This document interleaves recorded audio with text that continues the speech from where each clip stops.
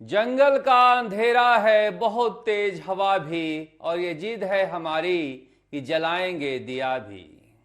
आज बात करेंगे कि भजन लाल शर्मा को अमित शाह क्या कहकर गए हैं जो कुलांचे भर रहे हैं। किस तरह से कांग्रेस एसआईआर के मसले पर देर से जागी है और भागी भागी है।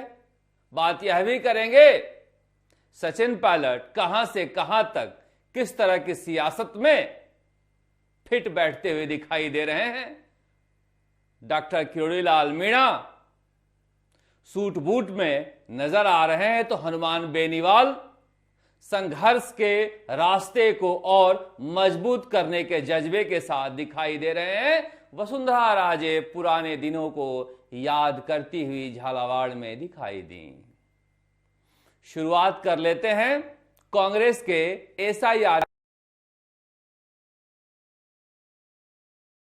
के लगा कि आज आखिरी दिन है और आखिरी दिन बड़ी संख्या में लोगों के नाम काटे जा रहे हैं। इनका कहना है कि वो कांग्रेस समर्थक हैं। कई वीडियो भी वायरल हो रहे हैं जिसमें टीकाराम जूली नेता प्रतिपक्ष का दावा है कि अलवर ग्रामीण से 28,000 वोट से मैं जीता हूं और 28,000 हमारे वोट काटे जा रहे हैं। एक ही व्यक्ति 500-500 वोट काटने की शिकायत कर रहा है।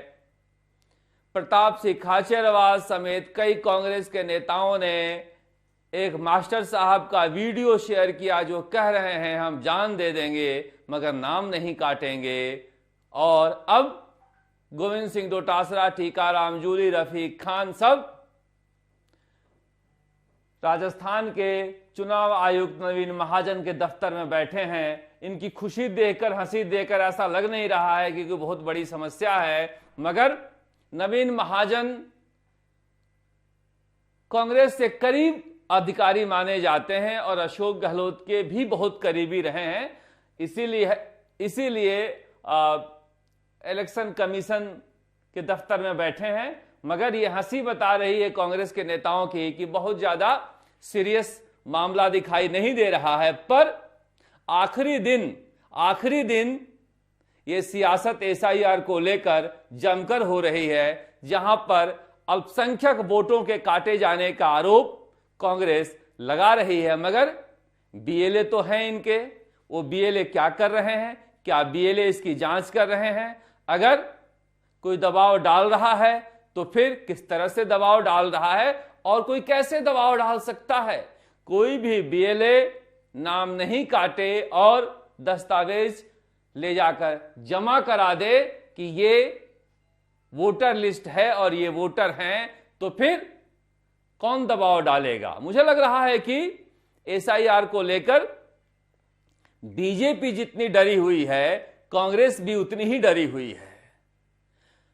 भजन लाल शर्मा पिछले 15 दिन से जो भी विधायक या बीजेपी के नेता आ रहे हैं उनसे यही कह रहे हैं कि एसआईआर पर ध्यान रखना कि अपना वोट न कट जाए।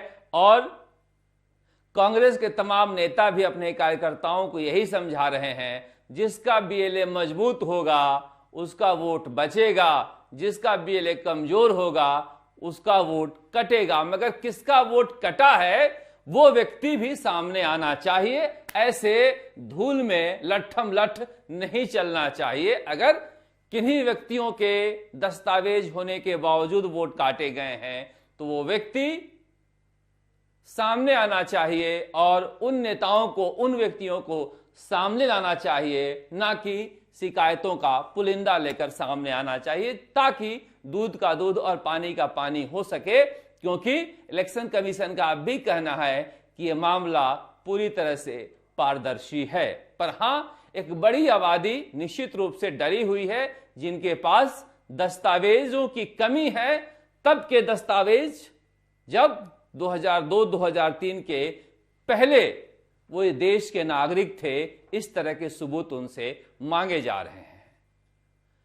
अल्पसंख्यक वर्गों में बड़ी जनसंख्या बिहार, उत्तर प्रदेश और पश्चिम बंगाल से आई है, जिनके पास इस तरह के दस्तावेज नहीं हैं, जिसकी वजह से इस तरह के मामले सामने आ रहे हैं। पर मुझे लग रहा है कि आज आखिरी दिन ये सियासत चरम पर जानी ही थी। अब देखते हैं कि फाइनल यानी आखिर में कितना नाम कटता है और कितना नाम बचता है। पर मैं सुन रहा था मेवाराम जैन को, वो कह रहे थे गोविंद सिंह डोटासरा से कि जहां दो दो नाम है वो तो कट ही नहीं रहे हैं। दरअसल मेवाराम जैन जैसे नेता दो दो नाम कटवाकर बाड़मेर से जीतते हैं, इसलिए वहां पर कांग्रेस के कटवाने का फॉर्मूला भी काम करता है, जैसे कहीं पर जुड़वाने का फॉर्मूला काम कर रहा है। पर यह चिंता बीजेपी को भी है, इसीलिए भजनलाल शर्मा भी काफी लंबे समय से इस कवायद में लगे हुए हैं। पर भजनलाल शर्मा और अमित शाह की मुलाकात जो हुई उसे लेकर कई खेमों में कई तरह की बातें हुई। वसुंधरा राजे का खेमा यह कहकर इसे प्रचारित करना शुरू कर दिया कि 4.5 घंटा बैठे हैं, इसका मतलब भजनलाल शर्मा पर केंद्र नाराज है। मगर जिस तरह से अमित शाह के जाने के बाद भजनलाल शर्मा खुलकर काम कर रहे हैं, कहा जा रहा है कि 2026 पूरी तरह से भजनलाल शर्मा के पास दे दिया गया है, जहां पर ये अपनी तरह से अब किसी के दबाव में वो काम नहीं करेंगे, ना संघ ना दूसरी तीसरी और चौथी लॉबी, सबको समझा दिया गया है, कोई उप मुख्यमंत्री हो या कोई मजबूत मुख्यमंत्री हो, कि भजनलाल शर्मा की अगुवाई में काम करना है, चाहे केंद्र के हों या फिर राज्य के हों। और यह भी कहा गया है कि भ्रष्टाचार की जांच पुख्ता तौर पर होनी चाहिए और जितने भ्रष्ट नेताओं को आप जेल भेज सकें आप भेजिए, जिन पर आपको लगता है कि नेता भ्रष्ट है और कांग्रेस से बीजेपी में आ गया है, उन्हें कह दीजिए कि वापस जाए, क्योंकि भ्रष्टाचार प्रधानमंत्री नरेंद्र मोदी का 2028 और 29 का बड़ा एजेंडा होने वाला है। इसीलिए आप देख रहे होंगे 2-3 दिनों में कि पीएचडी में, जल जीवन मिशन में, खान विभाग में हर जगह अधिकारियों पर मुकदमे हो रहे हैं। मिड डे मील में, जिसे लेकर गोविंद सिंह डोटासरा कह रहे थे कि अधिकारी कैसे काम करेंगे अगर इस तरह से अधिकारियों पर मुकदमा होने लगे, तो बहुत जरूरी है कि अधिकारियों पर मुकदमा शुरू हो जाए, क्योंकि ये अधिकारी ही हैं जहां से फाइल चलती है। ये डरेंगे तो नेताओं के कहने पर काम नहीं करेंगे। मिड डे मील को लेकर भी बीजेपी की जो प्लानिंग है उसमें बहुत सारे कांग्रेस के पूर्व मंत्री फंसते हुए दिखाई दे रहे हैं। पर अभी मुझे लग रहा है कि 2027 में पेपर लीक हो या फिर मिड डे मील हो, इस पर ज्यादा बीजेपी काम करती हुई दिखाई देगी। फिलहाल तो पूरा फोकस भजनलाल शर्मा का यूथ हैं, युवा हैं, और आज भी वो ये धर्म वाला तो है ही, जहां मंदिर मंदिर और कथावाचकों के यहां जाते रहते हैं भजनलाल शर्मा, मगर आज बांसवाड़ा के युवाओं को बुलाए थे और समझा रहे थे किस तरह से हम नौकरियों का अंबार लगाने वाले हैं। अभी एलडीसी की भर्ती शुरू हो गई है और 4th ग्रेड का परिणाम 16 जनवरी यानी कल जो है वो अपलोड हो जाएगा, तो एक बड़ी नौकरी का परिणाम भी जारी होने जा रहा है। इस लिहाज से वो राजस्थान के युवाओं में कोशिश कर रहे हैं कि हमारी पैठ बने और नौकरी देने वाली हमारी इमेज बने, पेपर लीक ना हो, इसकी देखरेख कैसे हो, इस पर भी ध्यान देते रहते हैं। हालांकि देखिए, गोविंद सिंह डोटासरा कह रहे थे कि परीक्षा हो ही नहीं रही तो पेपर लीक कैसे हो। अब पुलिस कांस्टेबल की परीक्षा हो गई, 4th ग्रेड की हो गई, एलडीसी की होने जा रही है, परीक्षाएं हो रही है, पेपर लीक नहीं हो रहे हैं। और ये कांग्रेस के सबसे दुखती हुई नस है। हालांकि भजनलाल शर्मा को भी सब इंस्पेक्टर भर्ती परीक्षा बहुत दर्द देने वाला है। अशोक गहलोत की विरासत भजनलाल शर्मा का पीछा छोड़ ही नहीं रही है। आज भी जज साहब ने कोर्ट में पूछ लिया, आज के दिन में, चलो कल तक तो प्री मैच्योर था सिंगल जज की सुनवाई में, आज के डेट में अगर सरकार को फैसला लेना हो तो फैसला क्या लेगी। आज आरपी सिंह और हरेंद्र नील की तरफ से चीजें कही गई कि क्यों इस परीक्षा को रद्द करना चाहिए। हालांकि जो ईडी की चार्जशीट है उसे पटल पर रखने की मांग कर रहे थे वकील, मगर जज साहब ने कहा कि परीक्षा की मेरिट पर बहस कीजिए, ईडी की चार्जशीट पर नहीं। तो लिहाजा ईडी की चार्जशीट पर उन्होंने ये कहा नहीं मेज पर रखने के लिए, वरना न जाने कितने नेताओं के चेहरे से नकाब उतर जाते। पर जो भी हो, अब कल फिर से आरपी सिंह इस मामले में घंटे 2 घंटे बहस करेंगे और उसके बाद हो सकता है कि राजेंद्र प्रसाद जो महाधिवक्ता हैं वो फिर से बहस करेंगे, क्योंकि उनको बार बार बहस करने का मन करता है। तो अब सुनवाई जल्दी खत्म होने वाली है। पर जो भी हो, ये भजन लाल शर्मा का बड़ा सिर दर्द है। अब अमित शाह 4.5 घंटा क्या कर रहे थे मुख्यमंत्री निवास में, इसे लेकर अब तक अटकलों का बाजार गर्म है। मंत्रियों ने तस्वीर खिंचवा ली, उसके बाद पीयूष गोयल आए और वो भी बैठे।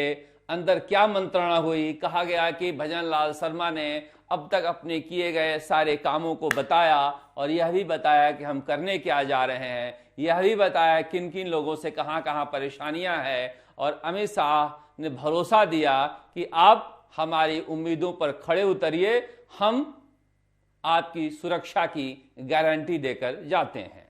खैर, इधर कांग्रेस का बड़ा जलसा नजर आया धोरी मन्ना में, जहां पर सचिन पायलट यहां पर भाषण देते हुए दिखाई दे रहे हैं और कांग्रेस का पूरा कुनबा हेमाराम चौधरी के समर्थन में इस तरह से जुटा हुआ था, जहां पर गोविंद सिंह डोटासरा ने गमछा डांस भी किया, टीकाराम जूली भी थे और हरीश चौधरी भी थे। सारे लोग यहां पर जमकर हमला बोलते हुए नजर आए कि किस तरह से जातिगत आधार पर द्वेष पूर्वक के बिश्नोई ने धोरी मन्ना और गुढ़ामलानी को बालोतरा जिले में मिला दिया है और इसके लिए कांग्रेस संघर्ष करती नजर आएगी।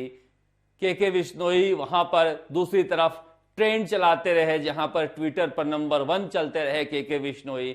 इनका कहना है कि हमने कांग्रेस के दांतों में उंगलियां दे दी है, अब कांग्रेस का दर्द यूं ही दिखाई देगा। मगर वहां पर रविंद्र सिंह भाटी और के बिश्नोई के समर्थक एक अलग तरह के उत्साह में हैं, जबकि कांग्रेस की ये जो तिकड़ी है वहां पर दिखाई दे रही थी और उन्हें लगता है कि बीजेपी ने जो ये चाल चली है उन पर भारी पड़ेगी। मगर फिर भी गोविंद सिंह डोटासरा प्रदेश अध्यक्ष गए, वहां पर बिखरी हुई कांग्रेस को एकजुट नहीं कर पाए।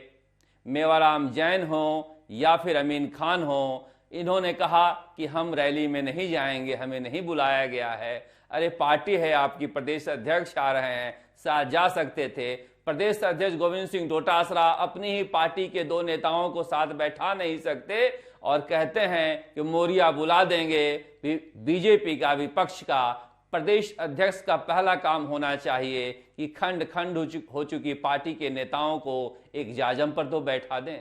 अलग अलग स्वागत करा के जयपुर लौट आए हैं, मगर वहां पर नेता एक साथ मिले नहीं। अगर इस तरह के हालात रहें तो जनता कितना भी साथ रहेगी, पार्टी के नेता एक दूसरे को निपटा ही देंगे, ये तय मानिए। पर जिस तरह की भीड़ आई थी, हेमाराम चौधरी ने अपना धरना स्थगित कर दिया है। के बिश्नोई का दावा है कि धरने में लोग नहीं आ रहे थे इसलिए स्थगित कर दिया है। दूसरे पक्ष का दावा है कि सब बाड़मेर से लोग आए थे। मगर जहां भी हो, जैसे भी हो, भीड़ अच्छी थी और कांग्रेस का एक कुनबा वहां पर दिखाई दे रहा था प्रदर्शन करते हुए। उसके बाद सचिन पायलट बाड़मेर में कार्यकर्ताओं के घर गए, लोगों से मिले, बच्चों से मिलते हुए नजर आए। फिर जोधपुर गए, वहां पर कई नेताओं के घर गए, उम्मेदाराम बेनीवाल के घर गए और दूसरे मिर्धा परिवार के यहाँ भी गए, शोक संतप्त परिवार को ढांढस बंधाने। और ये वो दृश्य है जहां पर कांग्रेस बार बार इसे दिखा रही है कि ये हालात 2 साल बाद है बीजेपी के खिलाफ, तो समझिए कि क्या हालात बनेंगे 5 साल बाद। हालांकि बीजेपी का मानना है कि एक जाति की भीड़ है ये और बाकी दूसरी जातियां इससे एकजुट होगी, हमें फायदा ही होगा। पर फिर भी वहां पर बाड़मेर की सियासत बाकी सियासतों से थोड़ा अलग है।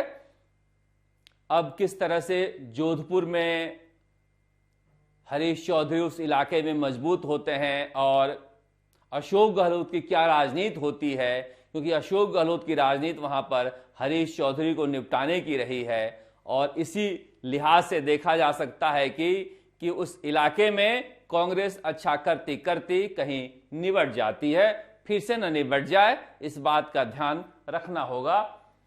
ये यहां पर नारायण सिंह वह वृद्ध नेता कांग्रेस के जो आज गए थे सचिन पायलट के आवास पर, उन्हें बाहर तक छोड़ने आते हुए दिखाई दे रहे थे सचिन पायलट। और उसके बाद ये जयपुर लिटरेचर फेस्टिवल में है, जहां पर मैंने कहा ना कांग्रेस में एक ऐसे नेता हैं जो धोरी मन्ना से लेकर और जयपुर लिटरेचर फेस्टिवल में विदेशी लेखकों तक से आराम से बातचीत कर सकते हैं और उनसे घुल मिल सकते हैं। ये सचिन पायलट की एक पूंजी है। भाषा तो अच्छी है ही, मगर अंग्रेजी और हिंदी में दोनों में कमांड होना इनके लिए बड़ी पूंजी होती है, जिस तरह से जिसकी वजह से खास करके पढ़े लिखे युवाओं में भी काफी लोकप्रिय रहते हैं। उधर हनुमान बेनीवाल जनता का नेता, जनता के बीच लगातार रात भर धरना देने के बाद सुबह 6 बजे कलेक्टर और एसपी जो दोपहर से फोन नहीं उठा रहे थे, हनुमान बेनीवाल के कूच को देखते हुए नागौर की सीमा पर आए, वार्ता हुआ, सहमति बनी और सहमति पत्र को अब भजनलाल शर्मा के यहाँ यानी कि जयपुर भेजा गया है। नहीं अगर उसे माना गया तो हनुमान बेनीवाल ने कहा है कि हम फिर से चुनौती देंगे और फिर से जयपुर घेरेंगे। मगर ये उस दिन ये रात का वीडियो है जहां पर कलेक्टर और एसपी दोनों आपको दिखाई दे रहे हैं। ये रात भर वार्ता चली। रिया के बाड़ी में जो अवैध खनन हो रहा है या फिर किसानों के मुआवजे को लेकर जो बातें थी, वो 5-6 जो मुद्दे थे उसे लेकर हनुमान बेनीवाल नागौर में फिलहाल संघर्ष करते हुए दिखाई दे रहे हैं और पार्टी को मजबूत करने के लिए नागौर से ही पूरे राजस्थान में संदेश देते हुए दिखाई दे रहे हैं। मगर इस बार मुकाबला थोड़ा सा अलग है, क्योंकि भजनलाल शर्मा की सरकार नहीं है, ये बीजेपी की सरकार है और बीजेपी की सरकार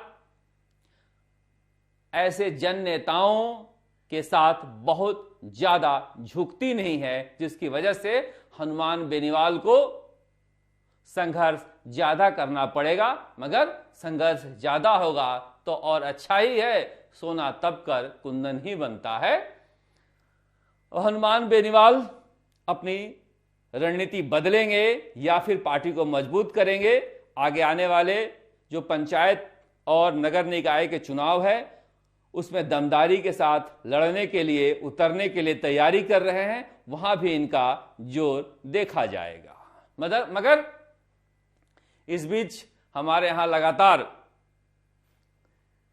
जो नौकरियों को लेकर लोग आ रहे हैं बेरोजगार, उनके आने का सिलसिला भी काफी तेज हो गया है और इसी सिलसिले में ओबीसी आरक्षण को लेकर कांग्रेस के तमाम नेता कह ही रहे थे। अब हनुमान बेनीवाल भी आ गए हैं मैदान में कि कांग्रेस के शासन से शुरू हुआ बीजेपी के शासन में वो जारी है।